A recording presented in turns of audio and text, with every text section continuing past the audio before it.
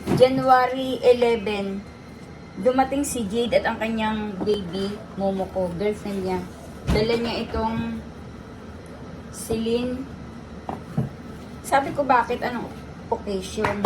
Birthday ko daw sa April 24. Kaya in advance na yung gift sa akin. Sabi ko, sobra namang advance. Ang tagal-tagal pa nun.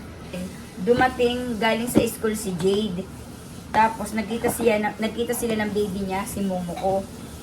May dala sa akin Celine. Sabi ko, ano to? Anong occasion? At bakit may ganito? Birthday ko daw sa April 24, 2024. Regalo daw niya ito sa akin advance. Sabi ko, sayang naman ang pera. Hindi naman sa pag-ano. Sila, estudyante pa lang, nakakapagregalo ng ganito kamamahal. Sana hindi na. Pero ganun pa man, nagpapasalamat ako. Thank you mga anak. I love you.